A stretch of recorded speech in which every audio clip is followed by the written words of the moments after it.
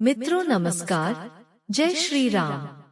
आप सभी का एक बार फिर से स्वागत है हमारे चैनल सुन लो कहानियां में। दोस्तों, भगवान गरुड़ ने बताया कि बैतरणी नदी कैसी होती है और इसे कैसे पार किया जाता है।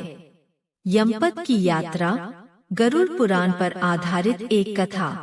महाराष्ट्र के एक छोटे से गांव बेलापुर में एक वृद्ध ब्राह्मण रहा करते थे।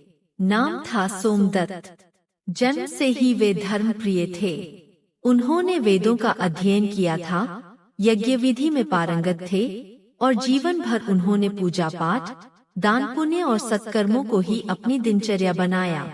उनका जीवन एक आदर्श ब्राह्मण का जीवन था, शांत, विनम्र और करुणा से भरा हुआ। गांव के लोग उन्हें बहुत मानते थे। जब कोई दुखी होता, वह सोमदत्त के द्वार पर आता। वे न केवल धार्मिक सलाह देते, बल्कि यथासंभव मदद भी करते। वृद्धावस्था में उनका जीवन पूरी तरह भगवान विष्णु की भक्ति में लीन हो गया। प्रातः और सायंकाल तुलसी के पौधे के समक्ष दीपक जलाना, विष्णु सहस्त्र नाम का पाठ करना और रामायण का श्रवण ही उनका जीवन बन गया था। एक दिन जैसे ही सूर्य की पहली किरणें आकाश में फैली, सोमदत्त तुलसी के पास दीपक लेकर पहुँचे। उन्होंने नमो भगवते वासुदेवाय का जाप करते हुए दीप जलाया और अचानक उनके मुख से नारायण निकला। यह उनका अंतिम उच्चारण था। कुछ ही क्षणों में उनकी आत्मा शरीर से मुक्त हो गई।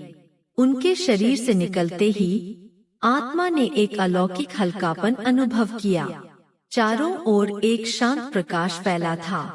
आत्मा ने नीचे देखा, उनका निर्जीव शरीर तुलसी के पास पड़ा था और परिवारजन रो रहे थे। पर आत्मा को अब किसी प्रकार का मोह नहीं था। वह अपने कर्मफल की यात्रा पर निकल चुकी थी। जैसे ही आत्मा ऊपर उठी, उसे दो दिव्य पुरुष दिखाई दिए। वे थे यमदूत, परंतु वे भयावह या रौद्र रूप में नहीं थे, जैसे शास्त्रों में पापियों के लिए वर्णित होते हैं।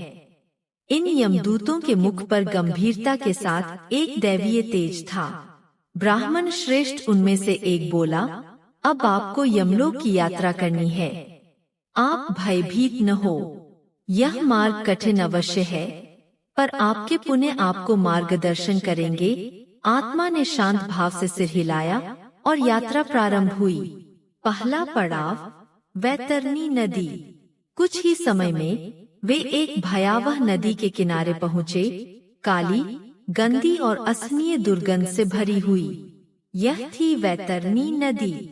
इसकी लहरें रक्त, मल और मांस के टुकड़ों से भरी हुई थीं। नदी में अनेक आत्माएं छटपटा रही थीं। कोई डूब रहा था, कोई पुकार रहा था, कोई अपने कर्मों पर पछता रहा था। सोमदत्त ने यमदूतों से पूछा, मैंने तो जीवन भर धर्म का पालन किया, फिर इस गंदे और भयावह स्थान से क्यों गुजरना? यमदूत बोले, हे पुण्यात्मा, यह बैतरणी है। इसे पार करना हर आत्मा के लिए अनिवार्य है, परंतु केवल वे ही इसे बिना कष्ट पार कर सकते हैं, जिन्होंने गोदान किया हो, धर्म पूर्वक जीवन जिया हो और मृत्यु के समय भगवान का स्मरण किया हो। सोमदत्त के मन में शांति आई। उन्होंने जीवन में कई बार गोदान किया था। तभी नदी से एक दिव्य गाय प्रकट हुई। उसका शरीर सुनहरे प्रकाश से चमक रहा था। उसके माथे पर चंद्र चिन्ह था और आंखों में ममता और करुणा का भाव था। गाय बोली, हे भक्त, आपने मुझे गोदान किया था, अब मैं आपको इस बैतरणी से पार कराऊंगी। सोमदत्त गाय की पीठ पर बैठे और गाय उन्हें सहजता से नदी के पार ले गई। उन्होंने देखा कि दूसरी आत्माएं उन्हें ईर्ष्या और आश्चर्य से देख रही थीं। दूसरा पड़ाव, चित्रगुप्त का लेखागार। नदी पार करते ही वे एक भव्य भवन के द्वार पर पहुँचे। यह था चित्रगुप्त का लेखागार। विशाल दरवाजे, ऊंची छत और अंदर लाखों ग्रंथों की अलमारियां थीं। बीच में एक विशाल सिंहासन पर चित्रगुप्त देव विराजमान थे। उनके हाथ में एक स्वर्ण कलम थी और सामने एक विशाल ग्रंथ खुला था।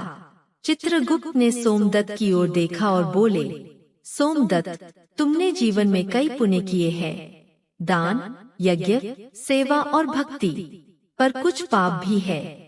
एक बार तुमने एक गरीब को तिरस्कृत किया, एक बार क्रोध किया और कभी कभी अहंकार भी किया। सोमदत्त ने सिर झुका लिया। चित्रगुप्त बोले, परंतु तुमने विष्णु का नाम स्मरण करते हुए जीवन जिया और अंतिम क्षण में नारायण का उच्चारण किया। यह तुम्हारे समस्त पापों का प्रायश्चित है। फैसला हुआ, सोमदत्त को नरक नहीं भेजा जाएगा, वे स्वर्ग के अधिकारी है, परंतु यमपुरी के दर्शन उन्हें अवश्य कराए जाएंगे, ताकि वे जान सके कि मृत्यु के बाद की यात्रा कितनी कठिन हो सकती है। तीसरा पड़ाव, यमपुरी का दर्शन। अब सोमदत्त को एक विशेष रथ में बैठाकर यमपुरी की ओर ले जाया गया। रथ आकाश में उड़ रहा था और नीचे भयानक दृश्य दिख रहे थे। उन्होंने देखा, एक आत्मा को उबलते तेल के कड़ाह में डाला जा रहा है, किसी को कांटों पर गिराया जा रहा है, कोई राक्षसों द्वारा नोचा जा रहा है। सोमदत्त की आंखें करुणा से भर गईं। उन्होंने यमदूतों से कहा, यह दृश्य बहुत कष्टदायक है, क्या कोई इन यातनाओं से बच सकता है? यमदूत बोले, हाँ, जो जीवन को धर्म, करुणा और भक्ति से जीता है, जो गरुड़ पुराण पढ़ता और उसका पालन करता है, वह इन यातनाओं से मुक्त रहता है। तुम्हें यह ज्ञान इसलिए दिया जा रहा है ताकि तुम इस संदेश को आगे पहुंचाओ। अंतिम पड़ाव, विष्णु धाम का द्वार। अंत में रथ एक दिव्य प्रकाश की ओर बढ़ा। दूर से ही भजन कीर्तन की ध्वनि सुनाई देने लगी। स्वर्गिक सुगंध, पुष्पों की वर्षा और शांत वातावरण, यह सब विष्णु धाम की निशानी थी। एक द्वार पर 2 दिव्य द्वारपाल खड़े थे। ब्राह्मण श्रेष्ठ उनमें से एक बोला, आपका स्वागत है। आप धर्म, दया और भक्ति के मार्ग पर चले। अब आप भगवान विष्णु के धाम में प्रवेश पा सकते हैं। सोमदत्त ने यमदूतों की ओर देखा और हाथ जोड़कर बोले, मैं चाहता हूँ कि मेरे वंशज और सभी लोग धर्म के मार्ग पर चलें। इस यात्रा का सत्य सब जाने। द्वार खुला और सोमदत्त की आत्मा रूप में भगवान विष्णु के चरणों में लीन हो गए। सीख, गरुड़ पुराण केवल मृत्यु के रहस्यों को प्रकट नहीं करता, बल्कि यह जीवन का भी मार्गदर्शन करता है। यह सिखाता है कि मृत्यु कोई अंत नहीं, बल्कि एक यात्रा की शुरुआत है। आत्मा का सफर, उसके कर्मों की परीक्षा और अंत में मोक्ष की प्राप्ति। सोमदत्त की कथा हमें सिखाती है कि यदि हम जीवन में सच्चे अर्थों में धर्म, करुणा, भक्ति और सेवा का पालन करें, तो मृत्यु के बाद का मार्ग भयावह नहीं, बल्कि दिव्य हो सकता है।